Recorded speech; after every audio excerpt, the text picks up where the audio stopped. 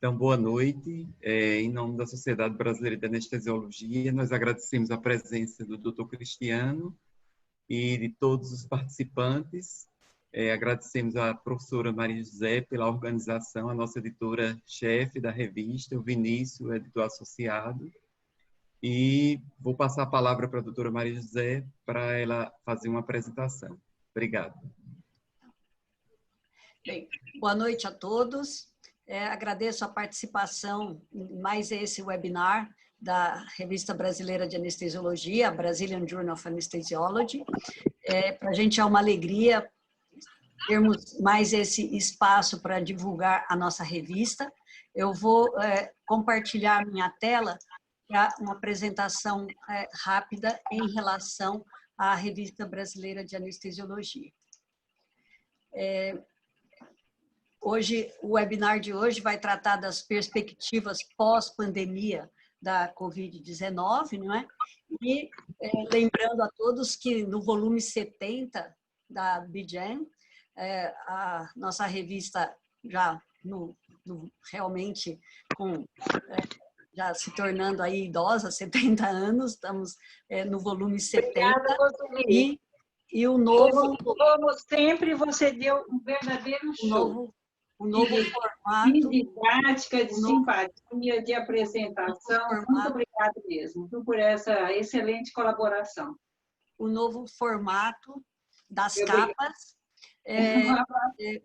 Temos aí no fascículo 70.1, que nós abordamos o paciente idoso, e o fascículo 72, dedicado aos vários artigos publicados em relação à Covid, e já aqui numa avant-première do fascículo 73, que vai tratar de reposição volêmica em transplante hepático, e o 74, que vai ter uma capa e 2 artigos relacionados com ácido tranexâmico e anestesia regional. Então, o webinar de hoje está relacionado com o nosso fascículo 72. Né? Nesse fascículo, nós temos pelo menos 7 publicações aí relacionadas à Covid, e teremos hoje uma apresentação também relacionada a esse tema. Assim como há várias revistas científicas, eu diria até que a maioria delas, de alguma forma, ao longo aí desse começo de ano de 2020, se dedicou aos aspectos científicos aí relacionados à Covid, né? E não apenas entre as publicações, mas também em relação aos podcasts. Nós dedicamos na BJAN vários podcasts à discussão, a várias entrevistas relacionadas à Covid-19 e aos aspectos relacionados aí à pandemia de coronavírus e à prática da anestesiologia. Então, os podcasts têm sido mais uma forma de divulgação da nossa revista. Então, aqui hoje é uma oportunidade também de convidar todos os participantes para submeterem os seus artigos à BJAN, nas diversas áreas da anestesiologia, é possível publicar. Então, todos os interessados em publicar na BJAN, peço que acessem o nosso site, vejam, verifiquem as normas de submissão e submetam os seus artigos, que eles serão avaliados por um corpo editorial de altíssimo nível.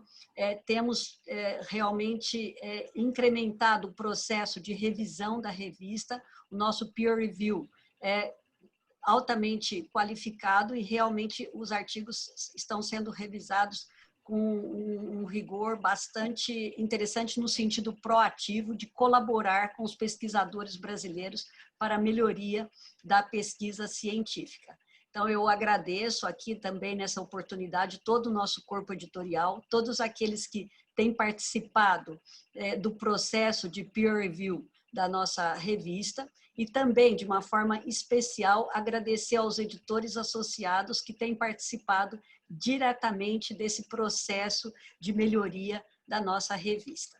E também, se os pesquisadores brasileiros me perguntam como eles podem colaborar com a revista, não apenas publicando na BJAN, mas também citando a BJAN. Então, aí no rodapé está a forma correta de citar a nossa revista. A nossa revista mudou oficialmente de nome a partir de 2019. Então, hoje o nome é Brazilian Journal of Anesthesiology, mas nós estamos no processo de mudança da indexação. Então, ainda por enquanto, a revista deve ser citada como Revista Brasileira de Anestesiologia. Então, essa é uma dica importante de ser passada aqui, mas uma forma importante de colaborar com a nossa revista realmente é citando a nossa revista em seus artigos e, obviamente, encaminhando as suas melhores produções científicas para a nossa revista. Além disso, eu divulgo aqui toda a forma de acesso à nossa revista através das diferentes mídias sociais e dentro desse processo, então, mais uma forma de divulgação do que é publicado na BJ, nós teremos hoje, então, esse webinar especial relacionado à Covid-19 e à anestesia com as perspectivas pós-pandemia. Então, para moderar esse webinar, eu vou passar a palavra para o editor associado, o Dr. Vinícius Caldeira Quintão. O Dr. Vinícius Caldeira Quintão, ele é mestre em anestesiologia pela Universidade Federal de Minas Gerais, é pós-graduando de anestesiologia do programa de anestesiologia, ciências cirúrgicas e medicina perioperatória na Faculdade de Medicina da USP e é anestesista pediátrico no Hospital das Clínicas da Faculdade de Medicina da Universidade de São Paulo. Então, agradeço ao nosso moderador, que fará a introdução do nosso palestrante, o Dr. Cristiano dos Santos, a quem eu também agradeço a participação. Eu passo, então, a palavra para o Dr. Vinícius.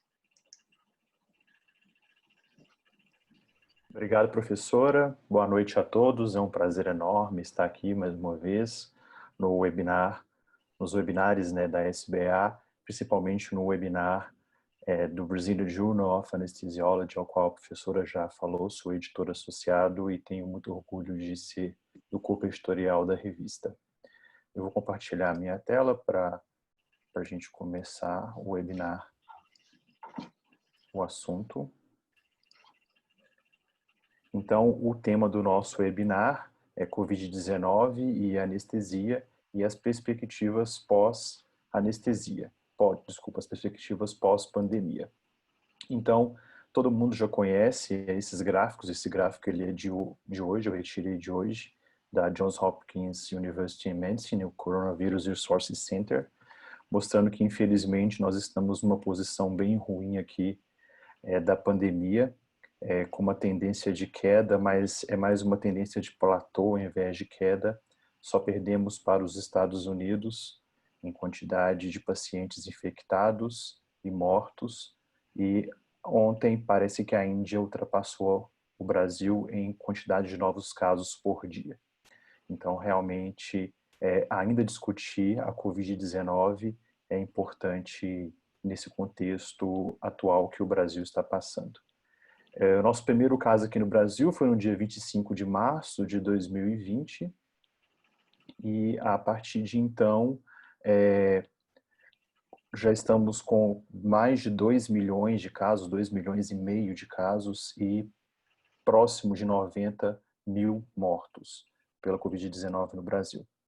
E uma das questões mais importantes que também gerou motivo de discutir a Covid-19 agora, de novo, aqui dentro dos webinários, foi essa diferença que a gente vê no Brasil, que é muito parecido com os Estados Unidos. Como o país é muito grande, vários estados estão passando por diferentes etapas da pandemia, né? Então, eu moro em São Paulo, aqui estamos na estabilidade, mas eu sou de Minas, lá o número de novos infectados e mortos está aumentando. Vários estados do Nordeste estão com queda do número de infectados e de mortos, outros estados com estabilidade e alguns estados bem preocupantes, como Santa Catarina, Mato Grosso do Sul e Roraima, com o aumento do número de infectados e novas mortes. Então, mostrando essa diferença enorme que ocorre atualmente no Brasil, que mantém esse platô de muitos infectados e muitas mortes, e mostrando a importância de discutir a Covid-19 no Brasil por esse motivo, por ser um país continental. Então, estamos passando por várias etapas da pandemia em vários estados do país. Então, o motivo dessa discussão é discutir as perspectivas pós-pandemia na questão da segurança do paciente cirúrgico agora com essa nova doença que impactou muito a anestesiologia, a segurança da abordagem das vias aéreas do paciente com Covid-19, que vai ser um dos temas tratados pelo Dr. Cristiano, a segurança ocupacional do anestesiologista, provavelmente foi uma das doenças que mais afetou a nossa especialidade, provavelmente desde a história da nossa especialidade, foi a doença que mais impactou nossa prática, e fluxo dos pacientes com Covid-19 suspeito e Covid-19 negativos, né? Como que vai ser esse fluxo agora, porque a gente vai ter que conviver com essa doença ainda durante um bom tempo. Então, para isso, nós convidamos o professor Dr. Cristiano dos Santos e Santos. O Dr. Cristiano, ele é professor assistente de anestesiologia, neuroanestesiologista e neurocientista, além de pesquisador de neurociências da University of Mississippi Medical Center em Jackson, Mississippi, nos Estados Unidos, e também é membro do Clinical Affairs Committee, o SNAC, que é a Society of Neurosciences in Anesthesiology and Critical Care. Mais uma vez, eu gostaria de colocar aqui os QR Codes das nossas redes sociais, do Brazilian Journal of Anesthesiology. Tanto a Mel Ribeiro quanto o Felipe Ramos, do escritório editorial, estão fazendo um trabalho muito importante com as redes sociais. E é uma forma muito importante de divulgar a ciência através das redes sociais hoje em dia. Então, peço que todos sigam a Brazilian Journal of Anesthesiology através das redes sociais. Então, sem mais delongas, eu gostaria de convidar o Dr. Cristiano, o professor Cristiano dos Santos e Santos, para compartilhar a sua tela e iniciar a sua apresentação. Muito obrigado, professor Cristiano, por ter aceitado o nosso convite.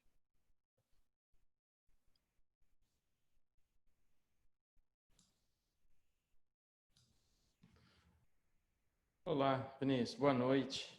Doutora Maria José, boa noite. Boa noite a todos os colegas aí. Eu agradeço mais uma vez um convite e só quero ter certeza que vocês estão me ouvindo bem. Sim. Ok, tudo bem.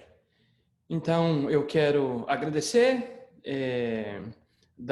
mandar aí um grande abraço aos amigos que aí deixei, a doutora Maria José Carmona, minha companheira de ASA, e tantos outros que eu encontro por esses congressos pelo mundo afora aí, Marcos, Rafael, Tirso, Laís, é muita gente boa que o meu país produz, e eu tenho prazer e honra de ter vindo do meu país, de ter feito residência na PUC de Campinas, ser ex-aluno da Faculdade de Medicina de Campos, e eu sou um neuroanestesiologista que tem orgulho de ser brasileiro. E eu tenho orgulho das minhas raízes.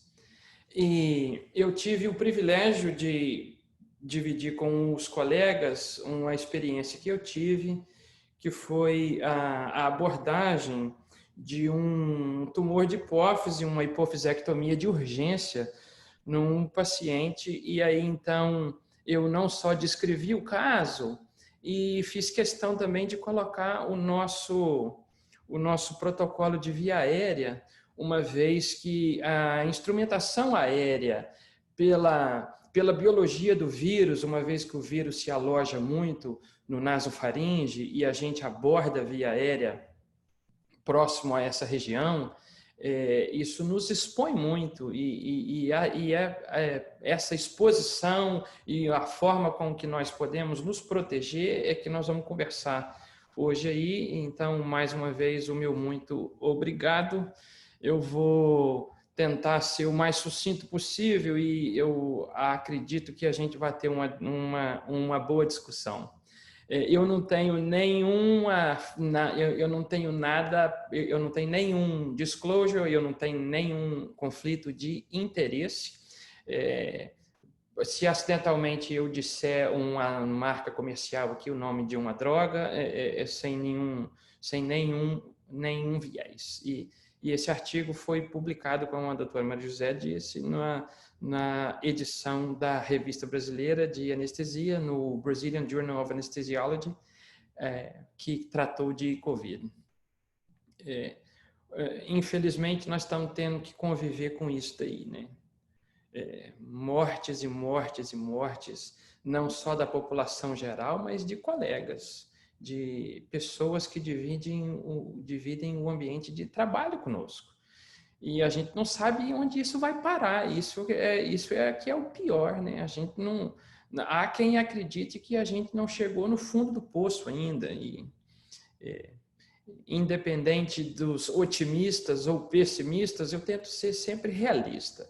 É uma situação que a gente tem que conviver com ela hoje e nós temos que fazer o possível para melhorá-la e fazê-la da melhor forma para que nós consigamos exercer a profissão de uma forma segura.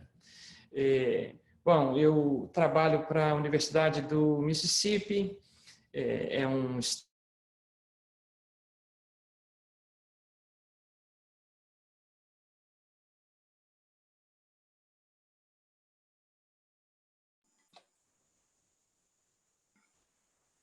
O nome do estado é em homenagem ao maior rio da América do Norte, que vem da língua indígena e significa grande rio ou grande volume de águas. E ele divide o país basicamente em leste e oeste, não igualitariamente, mas é uma forma interessante de divisão.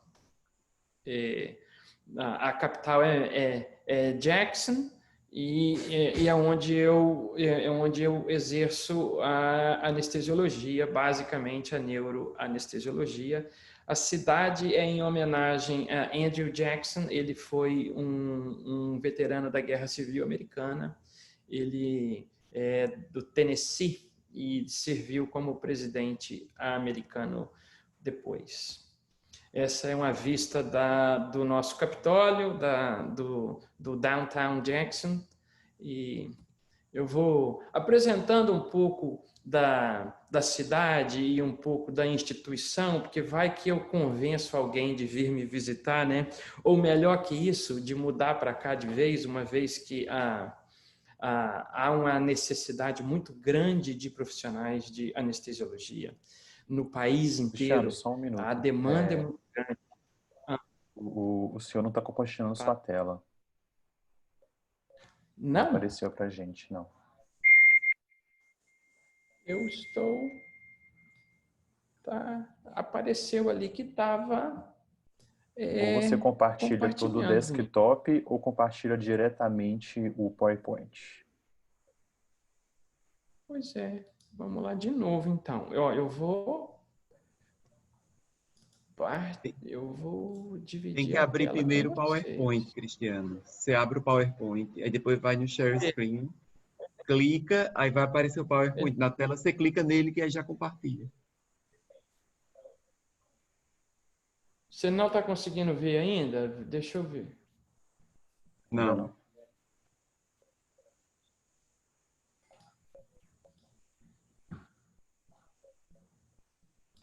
Vamos lá, eu estou aqui. Quando eu aperto no Share Screen Desktop.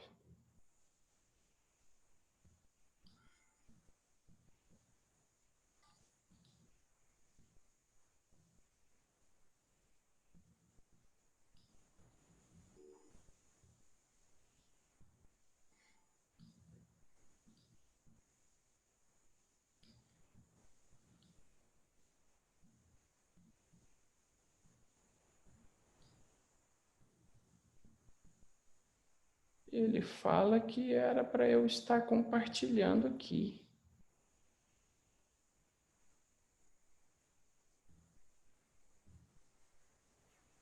Tenta compartilhar diretamente o PowerPoint.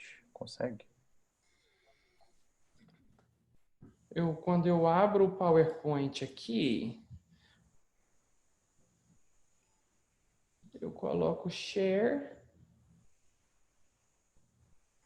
e ele não me dá a opção. Ele fala para eu que eu posso dividir com... Quando você clica no share, você vê o seu PowerPoint na tela? Se você visualizar, clica 2 vezes nele. Quando eu clico no Share Screen, ele está aqui. Aí ele me dá a opção de colocar para eu dividir o desktop. E aí eu vou Então, no Share Desktop. Quando eu vou no Share Desktop, clica ok, vamos no lá. Ele próprio está pedindo PowerPoint para 2 eu... vezes, Cristiano. Dá 2 toques nele. Ele está pedindo para eu entrar aqui no System Preferences.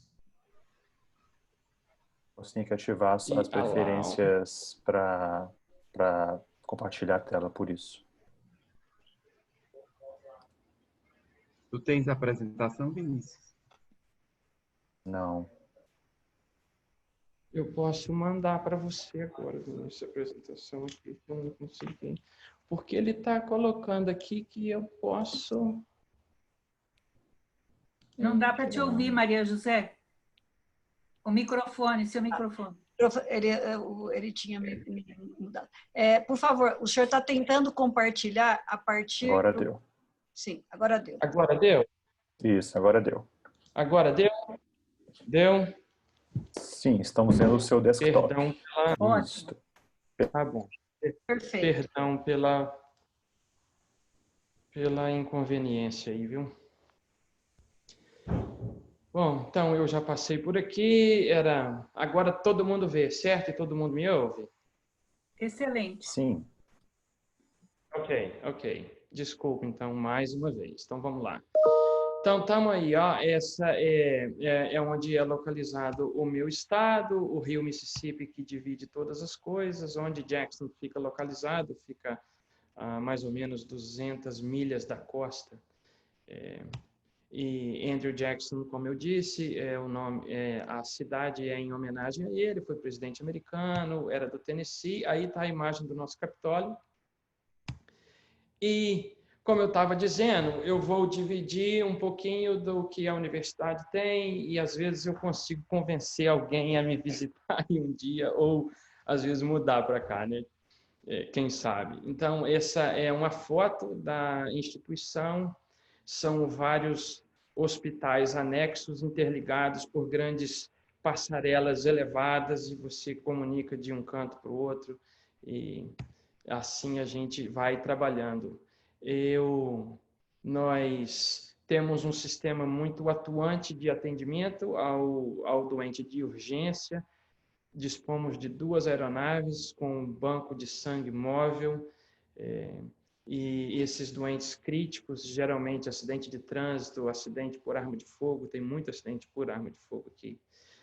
Esses doentes mais críticos são essas aeronaves que buscam esses doentes. No estado médico não é permitido por lei transitar nessas aeronaves, mas eu sei que no meu país tem muitos colegas que fazem esse serviço de atendimento ao politraumatizado na Sena, e eu queria deixar aqui o meu respeito aos colegas que também fazem isso, além da anestesiologia.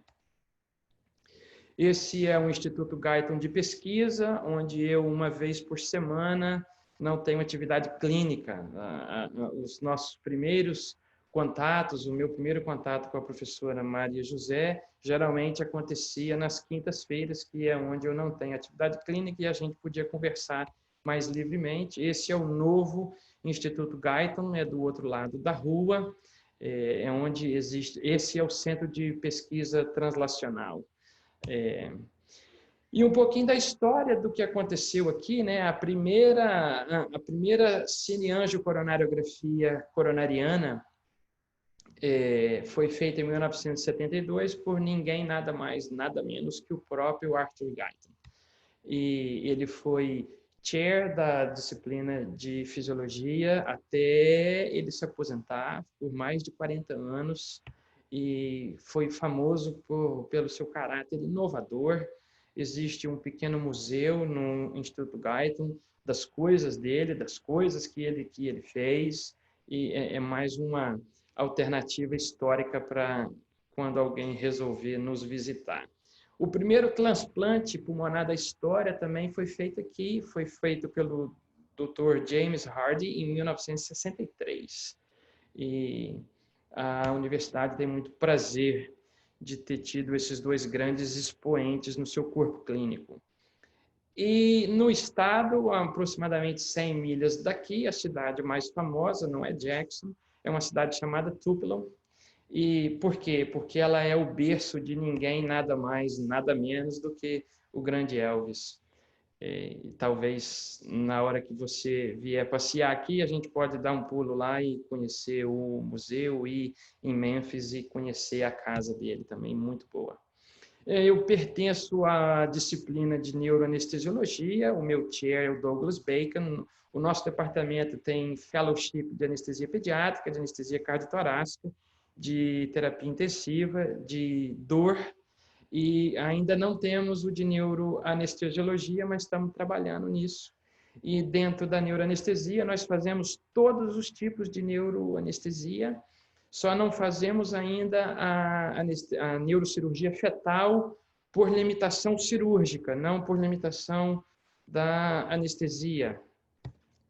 E talvez você, como eu, tenha esse sentimento aí, né? Talvez o meu mundo está de cabeça para baixo, porque estava tudo tão bem, eu tinha tanta coisa para fazer esse ano, tanto lugar bom para ir, eu tinha tantos amigos para visitar, e de uma hora para outra o mundo virou. O mundo virou. E quando eu me deparei com essa foto da Times Square, eu não sei se você já teve o privilégio de ir a Nova York, se você foi, você sabe muito bem quão maluco é esse ponto, quão cheio é esse ponto.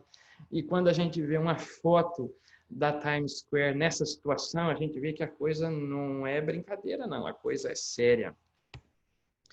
E tudo vai começar na China, né, na cidade de Wuhan, com 44 pacientes com a pneumonia até então de etiologia desconhecida num intervalo de 4 dias. E aí, então, essa doença respiratória ela foi reportada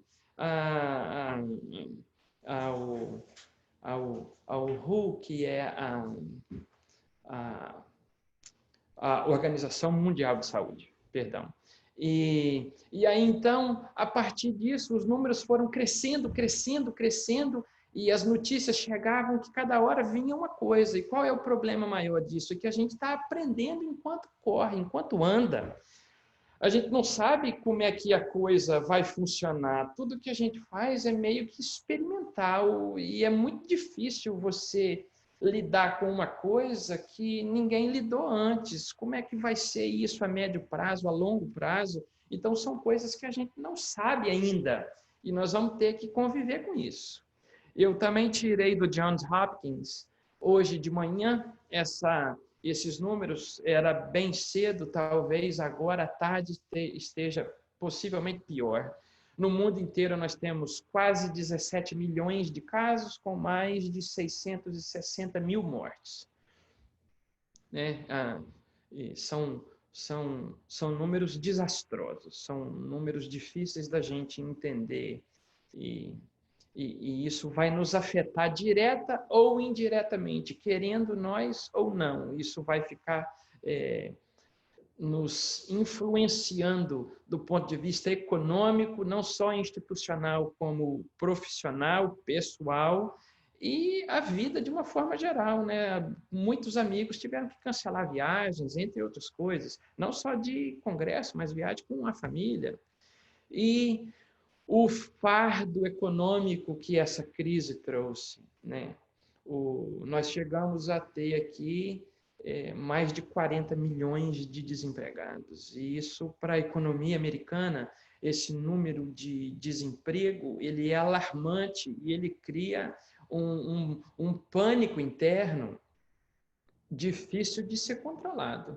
Os números melhoraram um pouco, a taxa de desemprego hoje ela está em torno aí de 11,1% e ainda caindo, mas ela chegou a 14,7%. Então, assim, São números devastadores. Se você vê comigo no ano de 2009, onde teve a grande recessão com a bolha econômica imobiliária, o desemprego subiu muito e o desemprego foi caindo, até que o coronavírus veio e arrebentou com tudo, destruiu com tudo, fechou muita coisa. E eu acredito que ainda vai fechar mais, porque a vida ainda não voltou ao normal.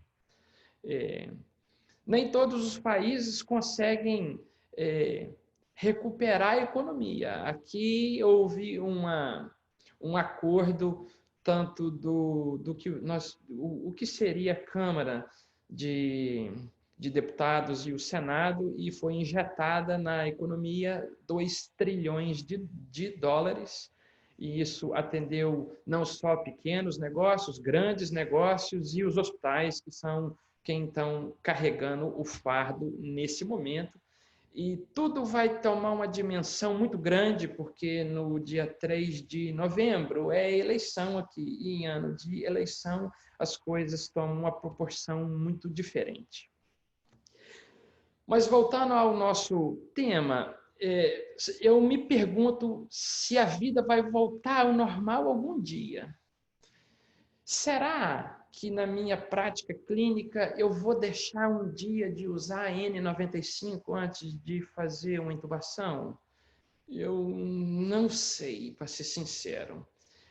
Proteger a máscara o rosto com aquela máscara full shield, que vai como se fosse de um policial da tropa de choque, eu não sei. Quando será que nós vamos ter os nossos encontros, os nossos congressos, as nossas jornadas de volta? Acho que nesse ponto ninguém sabe falar. E as escolas, aqui no meu estado, já prorrogou o início das aulas de novo. As aulas começariam 6 de agosto, já passou para 3 de setembro. E há quem diga que em setembro vai mudar para outubro, e assim vai.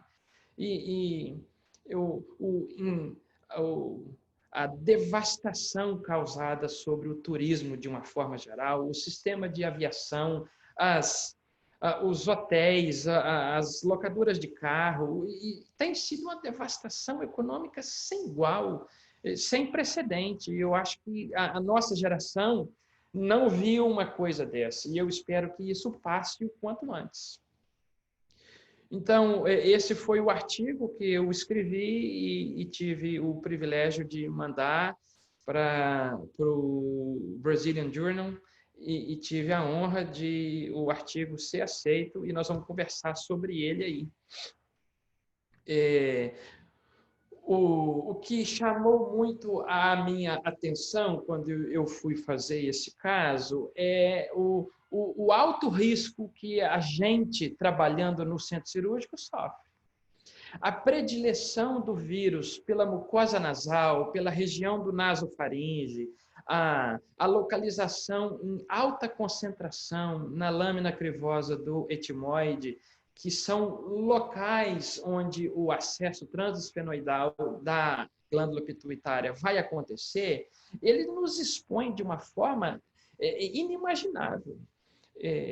Quando eu fiquei sabendo que o caso poderia acontecer, e eu fui na literatura rápido, porque, de novo, a gente estava sendo exposto a uma coisa nova que a gente não sabia como é que era. A gente estava aprendendo enquanto está andando. Você está correndo, tentando equilibrar o prato que está girando.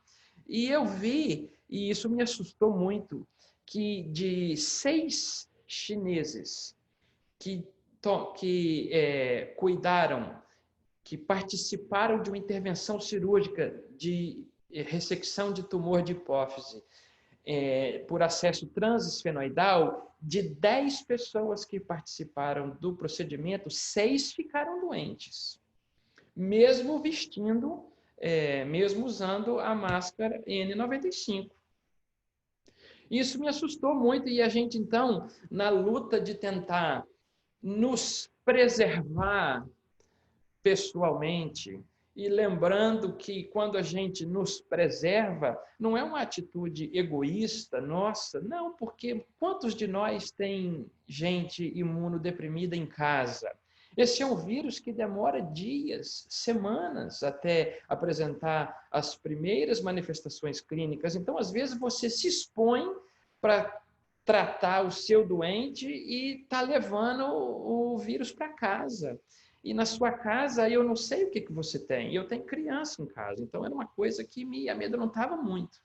Então, esse caso foi um caso de um doente de 47 anos, masculino, ele não tinha nenhuma história patológica pregressa, nem cirúrgica, ele apresentou um quadro de cefaleia frontal à esquerda que começou 5 dias antes dele visitar o pronto-socorro. Em cima da cefaleia, ele teve diplopia, ptose à esquerda e redução da acuidade visual à esquerda também. Mais ou menos 48 horas antes. E todos esses sintomas e sinais oftalmológicos, eles não apresentaram nenhuma alteração de sensibilidade, não teve dor. E então esse doente foi visitar o pronto-socorro, ele estava no sistema prisional aqui, e semanas antes tinha havido um surto de coronavírus na prisão onde ele se localizava.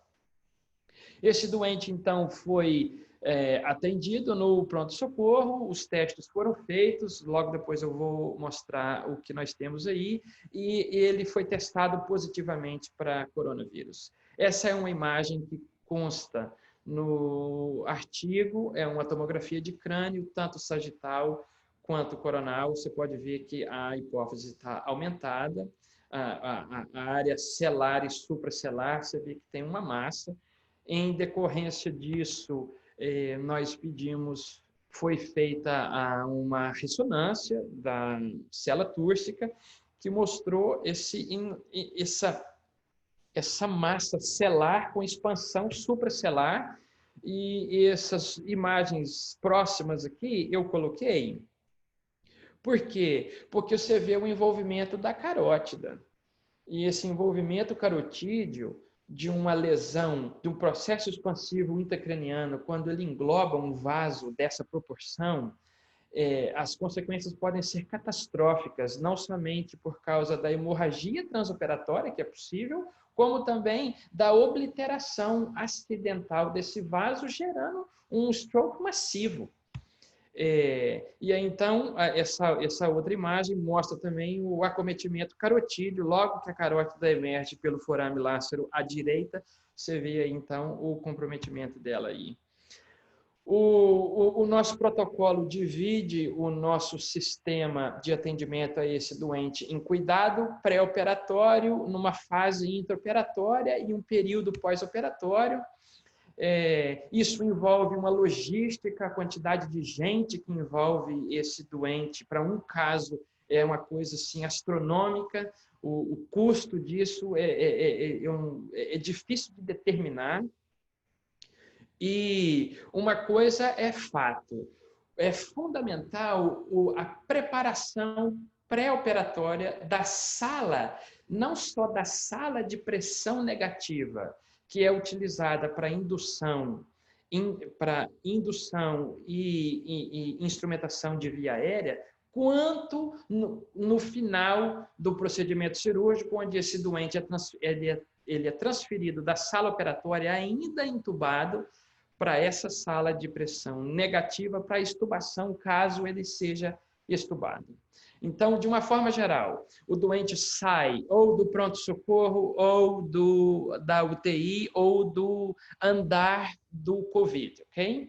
Ele é transportado diretamente até essa sala de pressão negativa, onde vai ser feita a indução, se mais acesso venoso, se linha arterial e tudo mais, e esse doente, então, é transportado dessa sala de pressão negativa para a sala operatória, que tem pressão positiva, é uma distância aí por volta de 10, 15 metros, não mais do que isso, e no final do procedimento cirúrgico, ele é transportado de volta para a sala de pressão negativa, e nós temos o plano A, o plano B, o plano C. Esses planos, tanto o A, B e o C, eles estão em grandes containers, como se fossem grandes vasilhas de Tupperware, onde você tem todas as coisas prontinhas já, e está tudo lacrado. O plano inicial é usar só o plano A, então você abre e usa tudo que está lá dentro. E à medida que você tem que escalar o cuidado para garantir a instalação de via aérea, aí então você escala para o plano B, aí você abre e, se necessário, o plano C. 4 pessoas são envolvidas no transporte desse paciente. Um anestesiologista, um enfermeiro anestesista, a circulante da sala e o técnico de anestesia. Essas 4 pessoas são responsáveis por ir buscar o doente onde ele estiver, quer seja no pronto-socorro, na UTI ou no andar. Basicamente, o anestesiologista e o enfermeiro anestesista ficam junto à maca de transporte, enquanto tanto a circulante quanto o técnico de anestesia, eles são responsáveis pelo abre-alas no caminho. Aquele elevador ele é parado por público em geral na hora da gente entrar ali e descer para o andar onde fica o centro cirúrgico, que é o primeiro andar. Depois esse elevador precisa ser descontaminado. É uma dor de cabeça sem tamanho. E o técnico de anestesia também ele carrega uma mochila onde tem todas as medicações para uma eventual parada cardiorrespiratória, depressão de via aérea, que seria um material de urgência e emergência para intervenção sobre esse doente no caminho para o centro cirúrgico.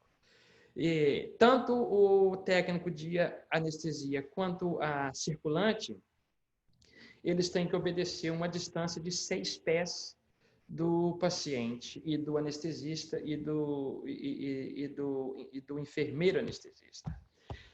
E como eu já disse, tanto a extubação quanto extubação, e no caso de extubação, o período de RPA que esse doente fica, ela acontece na sala de pressão negativa.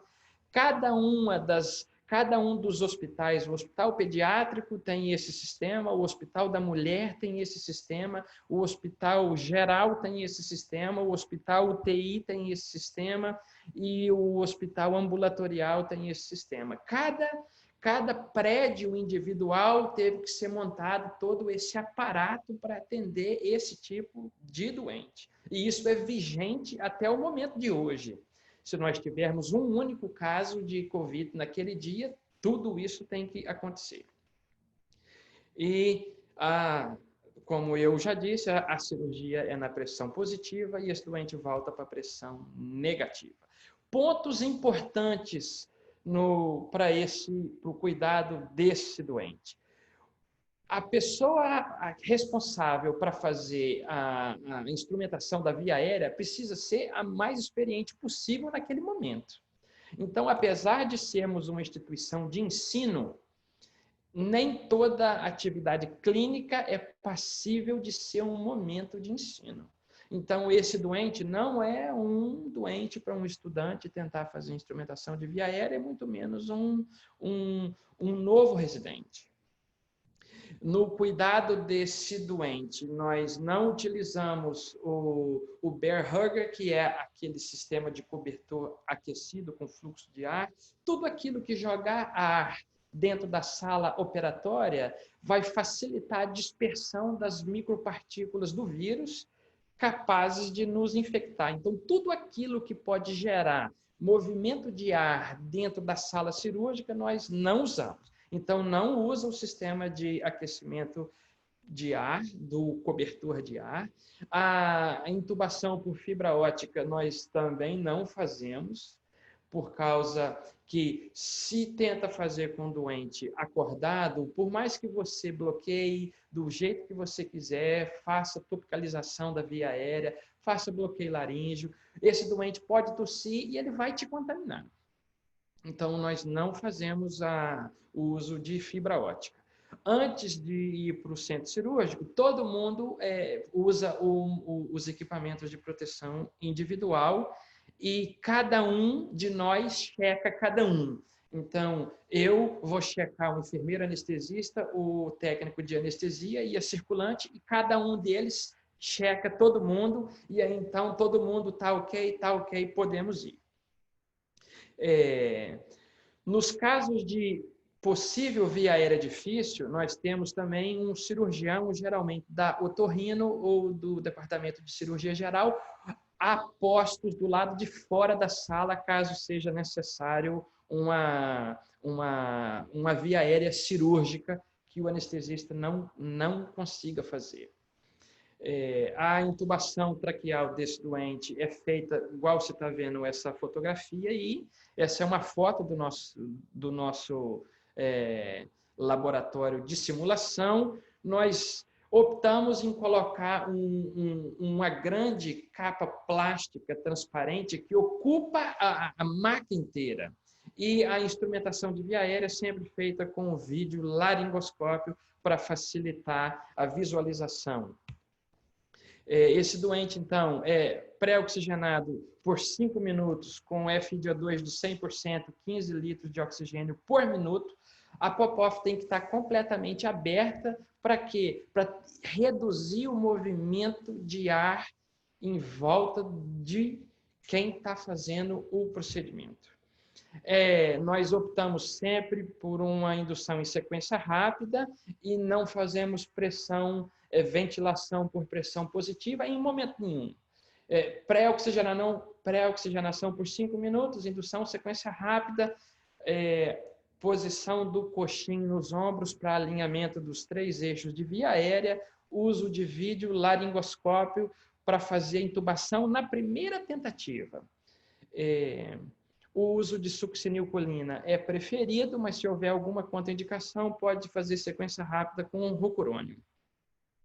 E tanto quando há o transporte do paciente, é colocada uma máscara normal, dessa que a gente usa pré-indução, e acoplado à máscara existe um filtro de micropartícula viral que consegue reter partículas de até 0,3 microns.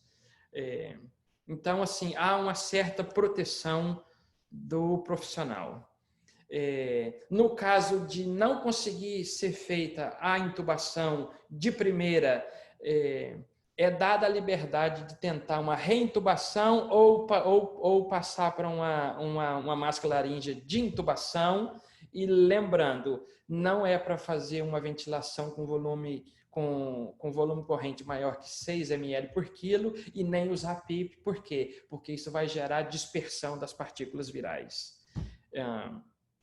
Uma vez esse doente foi intubado, a partir desse momento, então, faz-se as outras coisas, que é uma ou 2 instalações de acessos venosos, uma linha arterial, dependendo do caso que for feito, né? Nesse caso, como era um acesso transesfenoidal a um tumor de hipófise, o doente veio com uma veia que eu usei para intubação. Eu fiz infusão de remifentanil com propofol. Quando eu faço infusão de medicação contínua, é uma lei minha.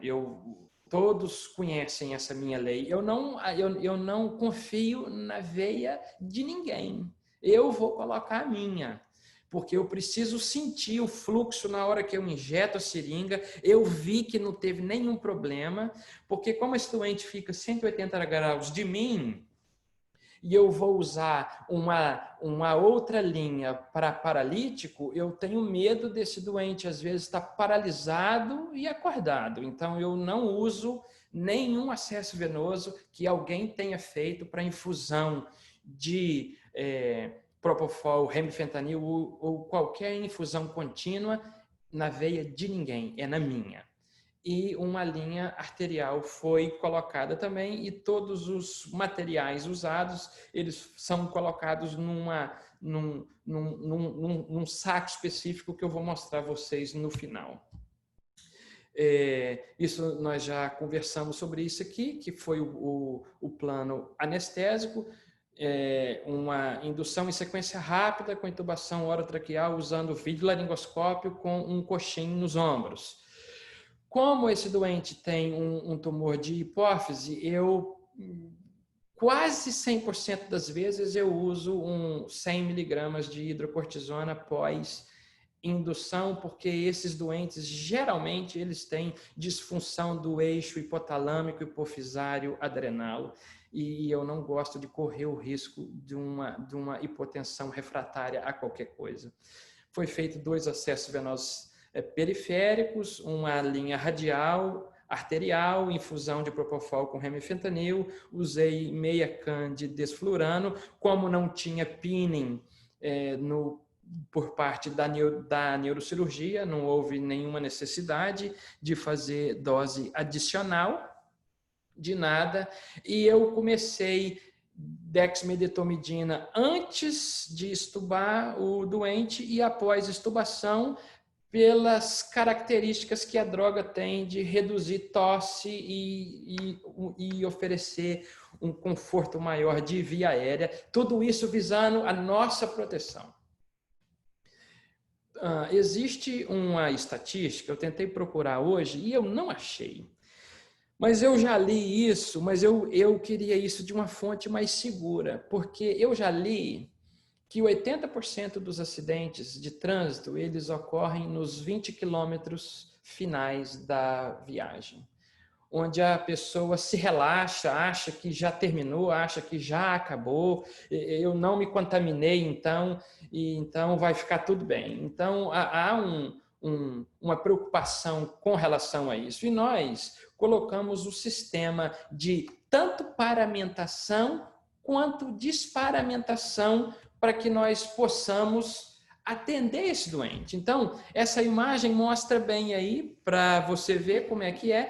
Primeiro é colocado esse avental, depois do avental é colocado uma máscara N95, por sobre a máscara N95 é colocada uma máscara cirúrgica convencional, em cima de tudo uma face shield, igual aquela máscara de policial de tropa de choque.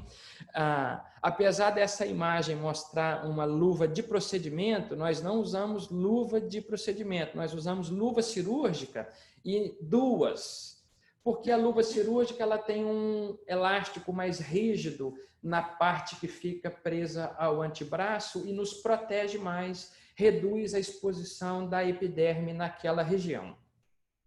Além de bota, que seria um propé que vai até o joelho para proteção. Eu tenho uma foto minha aqui depois que eu vou te mostrar. Então, esse é o sistema de paramentação e como é feito. Lembrando que entre cada movimento desse, entre cada passo, usa-se o álcool em espuma para esterilização das mãos.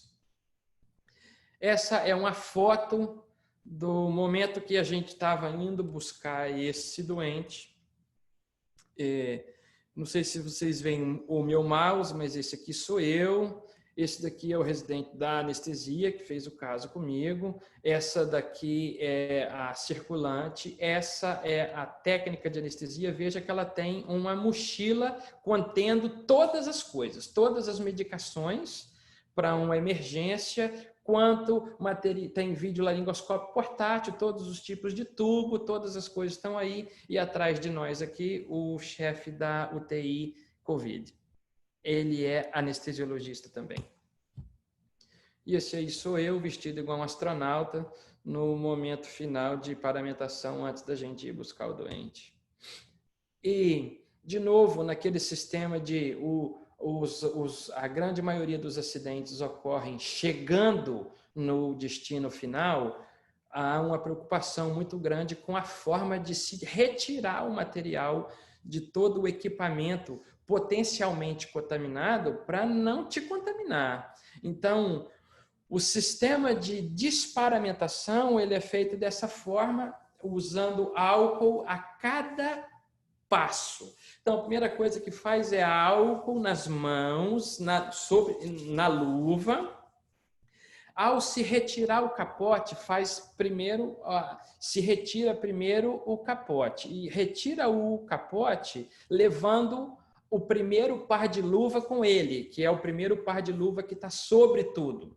E aí depois fica com o par de luva de baixo e o sistema de proteção facial. Inclinando o corpo para frente para que nada desses materiais de proteção encostem em você, se retira tudo de uma vez. Tira o gorro com a máscara e na hora que vai tirando o gorro com a máscara, todas as coisas saem. Então, se agarra tudo e tira gorro, máscara cirúrgica convencional, N95 e face shield e coloca nesse balde contendo esse saco vermelho, que aqui é universalmente conhecido como biohazard, como se fosse um agente biológico potencialmente contaminante. E uma coisa que é importante, isso foi treinado exaustivamente, não deixar cair sobre o saco. Lembrando que dentro desse saco está lotado de partícula viral, não é para pisar, para tentar afundar o que está lá dentro, não. Você joga ali e sai de perto.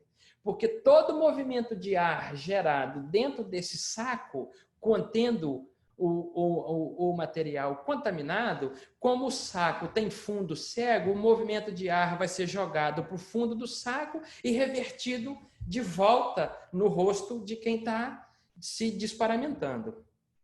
Então, a higiene das mãos de novo, dali, uma vez você está descontaminado, uma equipe clean, limpa, pega esse doente e transfere ele de volta para o local de origem, e aí então a pessoa vai ao banheiro para tomar banho, trocar de scrub e se limpar da melhor forma possível. Bom, esse é o nosso protocolo. E como é que vai ser, como que é hoje? Como que nós funcionamos hoje aqui? Como é que está o meu hospital hoje? 100% dos doentes são testados para COVID um dia antes da cirurgia. Como é que isso funciona? Existe um sistema, 2 andares de um dos estacionamentos do centro médico foi destinado para o drive-thru. Igual a gente passa pelo McDonald's para pegar comida, o doente passa de carro pelo estacionamento e lá é colhido o exame de sangue dele e ele é mandado para o teste. Esse exame de teste, o exame de sangue é para o doente que não tolera o suave nasal, tá? Preferencialmente é feito o suave nasal porque ele é mais barato. Se a pessoa não aceitar, se tiver alguma disfunção, alguma cognição, algum problema cognitivo que impossibilite esse acesso ou alguma contraindicação, é feito venoso e esse resultado sai nas próximas. A universidade roda exames de COVID a cada 8 horas. Então, até 8 da manhã, esses exames são mandados, às 2 da tarde tem o resultado e a cada 8 horas é feita uma bateria. E aí eu me pergunto, qual o custo disso? Qual lugar vai aguentar um custo desse? O fardo financeiro que a instituição que eu trabalho encara no momento, a expectativa é que nós tenhamos um prejuízo de 150 milhões de dólares até o final do ano. Prejuízo seria um balanço negativo em cima não somente da redução de arrecadação, porque nós ficamos 2 meses sem fazer nenhum caso eletivo. E hoje a a nossa produtividade continua baixa, porque o doente com cirurgia eletiva, ele não quer ir para o hospital, ele não vai para o hospital. Se ele puder postergar o procedimento cirúrgico dele, ele vai postergar, porque ele não quer correr o risco de ir para um lugar que tem gente doente com Covid. Então, não é só o custo de gerar, da criação de todas essas salas de pressão negativa, compra de respirador, compra de material, o prejuízo que você faz um caso desse, a sala fica parada o resto do dia. Você tem que descontaminar tudo, descontaminar sala cirúrgica, descontaminar corredor, descontaminar elevador. Quanto tempo a instituição vai aguentar uma situação dessa? Né?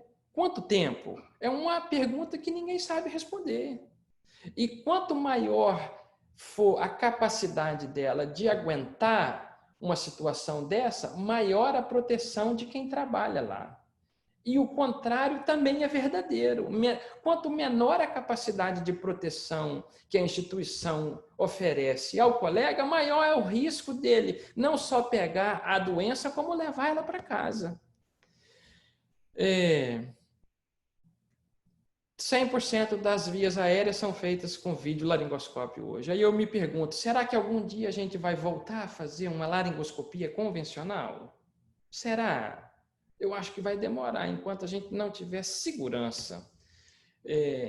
E aí, o que vai acontecer próximo? O que vai acontecer num futuro próximo? Né? Qual é o impacto financeiro que isso vai gerar na instituição que nos acolhe? Eu costumo defender o seguinte, que se a galinha não estiver viva, não se come ovos. Se não se mantém a instituição viva, atuante, saudável, é muito difícil você continuar comendo dela. Então, o impacto financeiro que isso causa, não só no aumento do custo da instituição, mas na redução da receita. É uma associação terrível. E o impacto financeiro pessoal, né? Quantos colegas deixaram de trabalhar?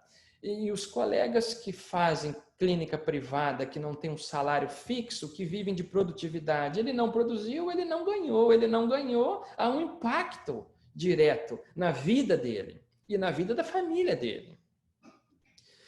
Em cima de tudo isso, gera uma onda de desemprego não só geral, mas uma onda de desemprego do sistema de saúde local. E qual é a consequência disso? Né? Diante de uma onda de desemprego, como será que eu vou negociar o meu próximo contrato de trabalho? Será que com uma onda de desemprego grande eu tenho como bater o pé em algumas questões? Ou será que eu tenho que abrir mão nesse momento e não bater pé com relação a alguns pontos que eu acho importantes, mas que não são cruciais, porque batendo muito o pé, você aumenta a sua chance de ir embora. Todas as instituições americanas, de uma forma geral, apesar de se ter contratos de 3, 5 anos, há uma avaliação anual para saber se você continua ou se você tem que arrumar um outro emprego. Então, essa avaliação é feita em junho e o ano acadêmico começa no dia 1º de julho. Então, como que isso vai impactar os contratos que estão vencendo? A gente vai ter que ser um pouco mais maleável, eu creio, né? Eu, pessoalmente, serei mais maleável nas minhas negociações, uma vez que não dá para ser muito intransigente num momento desse.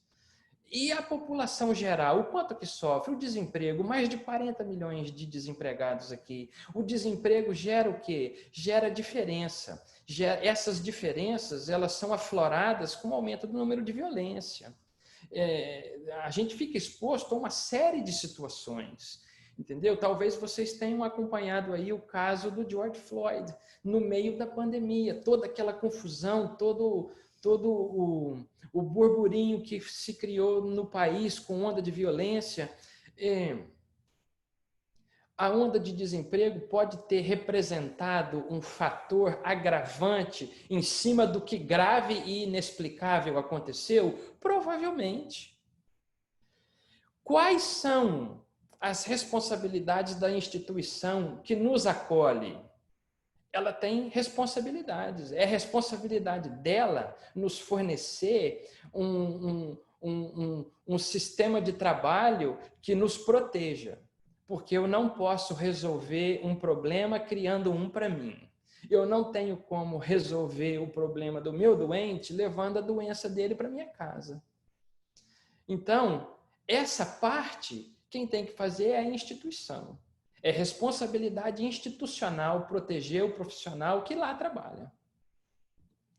E para ser efetivo em tudo isso, qual é a forma mais efetiva de proteger as pessoas, de proteger o profissional, o anestesiologista, o enfermeiro anestesista, o auxiliar de anestesia, o técnico de anestesia, circulante, o cirurgião, todo mundo? Só existem 3 formas efetivas para se reduzir a contaminação intraoperatória. A primeira delas é simulando.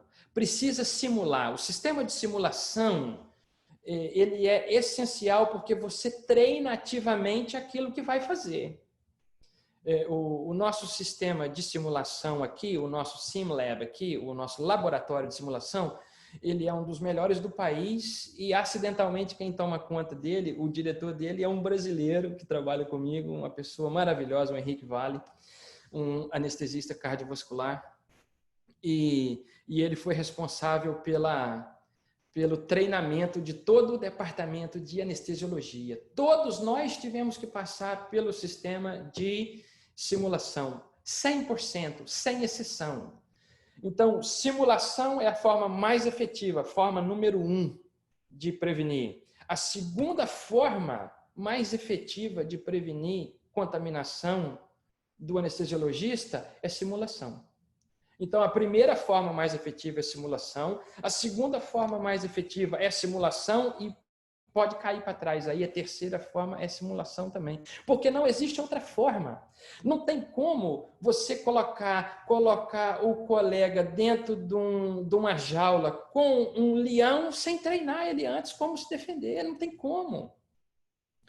E depois da simulação, é uma discussão aberta do que foi feito errado, do que não pode ser repetido, e quem não está confiante com um procedimento, quer fazer simulação de novo, se reinscreva e faça novamente até que você fique seguro daquilo que você precisa fazer, da forma que você tem que se proteger, proteger o colega que está trabalhando com você, o cirurgião, a circulante, o enfermeiro, anestesista, todo mundo. Eu quero ver se vai entrar esse vídeo aqui. Era para ele ter entrado. Vamos lá. Bom, é um vídeo do meu departamento que funcionou tão bonitinho antes e agora aqui ele não quer funcionar, mas tudo bem. Depois eu mando aqui, ó. Ele vai abrir aqui. Segura a onda comigo aí, é só mais um minutinho.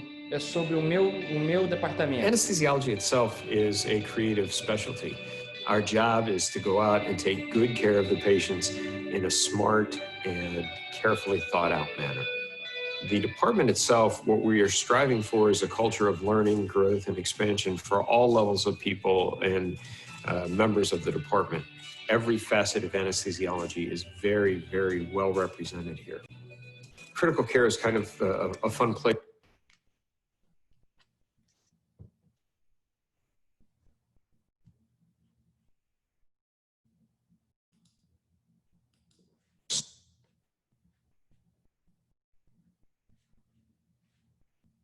Internet querendo ficar lenta.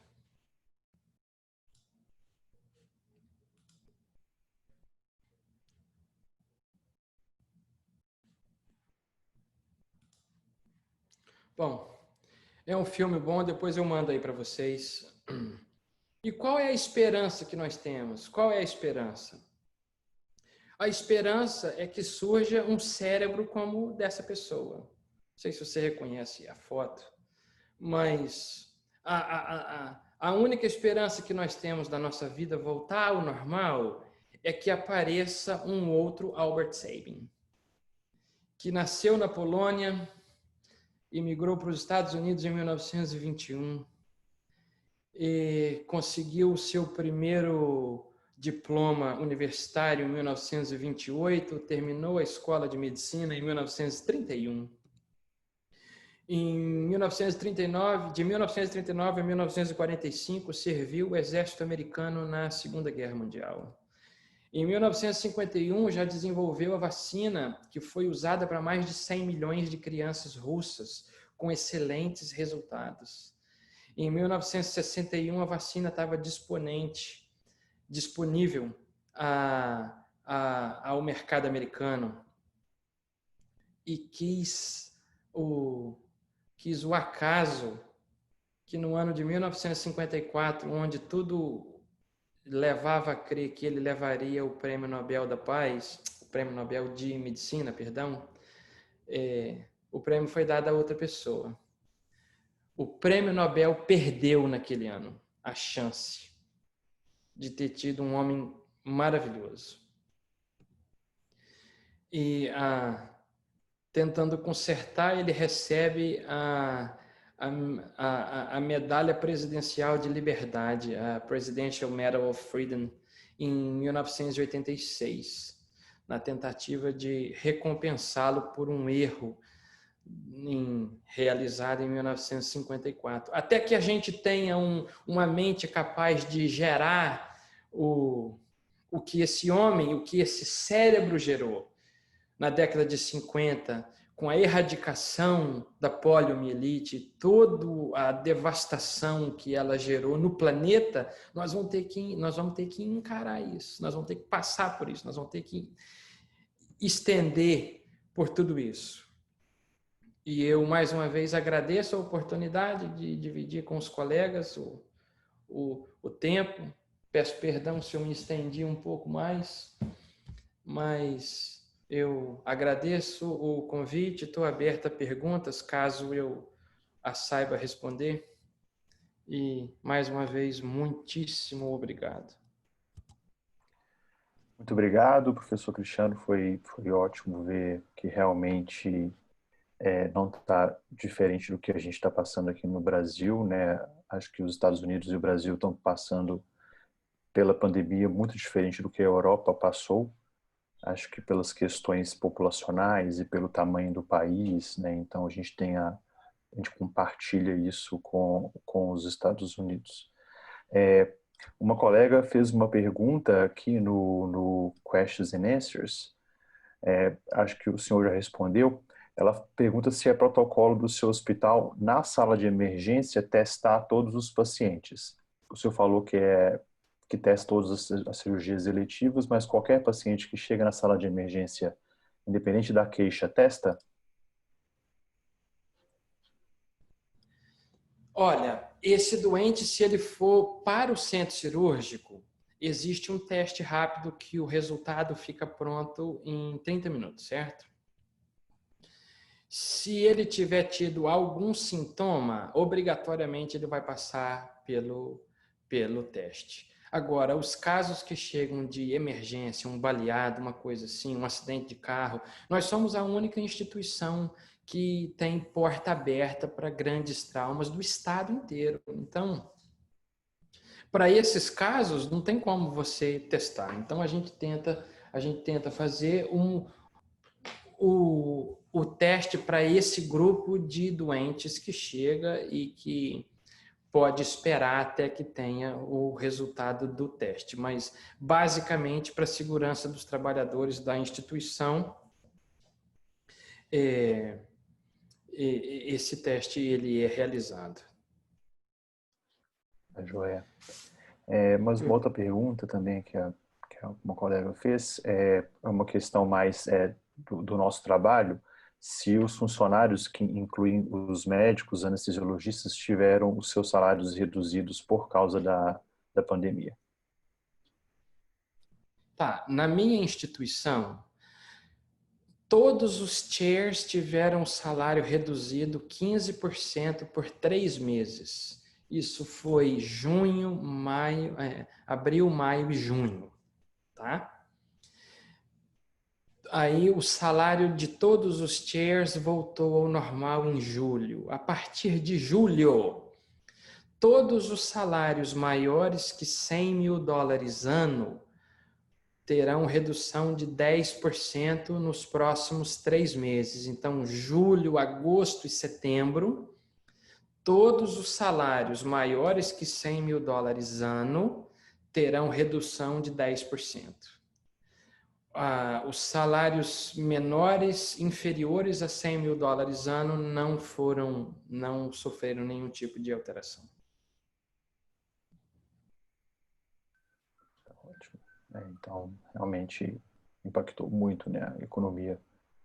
E mesmo a gente, mesmo nós, né, que estamos trabalhando, né, somos a corda fraca dos dois lados, né? De um lado a gente tem que se expor muito, do outro lado a gente fica muito inseguro do ponto de vista trabalhista também, né?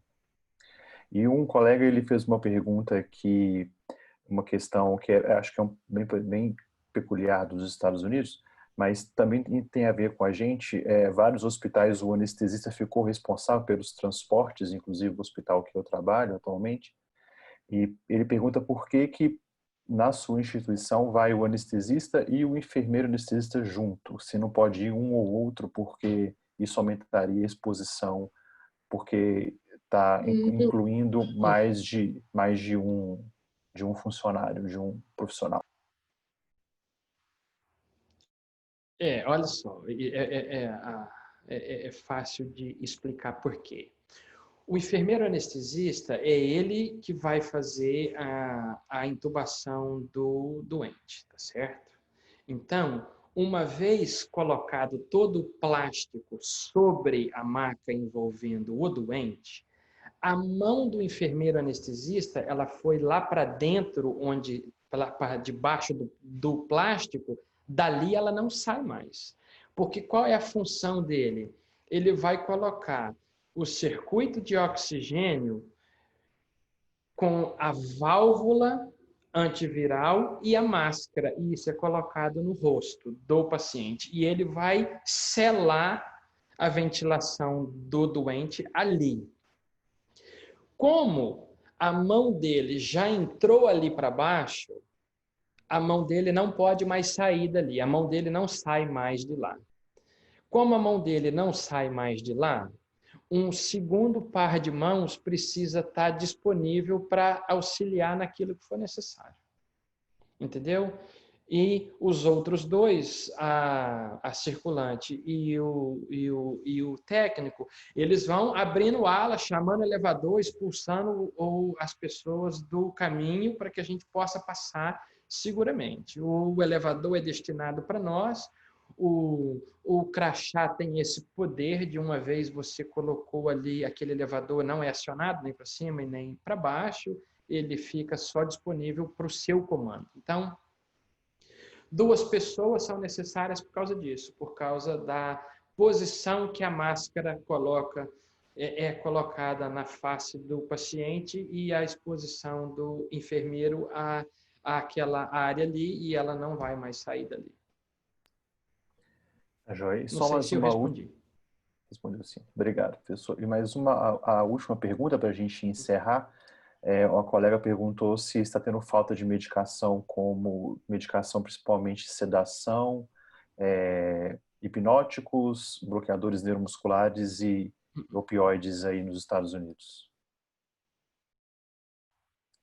Não está faltando? Não, nenhuma falta. Uhum. Eu não posso dizer pelo país inteiro, certo? A instituição que eu trabalho não experimentou nenhum problema com relação a nenhuma forma de medicamento, nenhum tipo de medicação, nada. Não foi, nós não experimentamos nada. Não. Bom, professor Cristiano, muito obrigado pela participação do senhor. Foi muito bom te escutar, ver a sua experiência aí num grande hospital nos Estados Unidos, né, que está passando por uma fase crítica da pandemia. Eu gostaria de agradecer também a professora Maria Ângela Tardelli, a nossa diretora científica, que está aqui na sala com a gente. Muito obrigado, professora Maria Ângela. A senhora quer falar alguma coisa? Obrigada, Vinícius, pela palavra. Inicialmente, eu só gostaria de pedir desculpas por não estar com o vídeo aberto, porque queimou o cabo aqui da câmera do meu computador. Amanhã me prometeram que vem consertar, então, a partir de amanhã, vou estar com o computador em ordem. E agradecer ao doutor Cristiano pela disponibilidade e também a você, Maria José, pela organização desse evento e cada vez mais prestigiando a nossa revista. Muito obrigada a todos. Então, muito obrigado a todos. Peço que sigam as nossas redes sociais do Brazilian Journal of Anesthesiology e mês que vem teremos novamente um outro webinar, junto com os webinários da SBA, que estão fazendo um sucesso enorme entre os associados e os residentes. Mais uma vez, muito obrigado, professor Cristiano, e espero encontrá-lo. Espero encontrá-lo pessoalmente em algum evento o mais rápido possível. Isso. Sim. Então, quem sabe você não anima e vem aqui visitar a gente. Mas não pode ficar aí, doutor Cristiano. Deixa ele conosco. Tem brain drain. Não roube ele de nós, não. Ok. Muito obrigado. Muito obrigado, pessoal. Boa noite. Obrigado. Boa noite. Tchau. Obrigado, boa noite. Tenha sido proveitoso.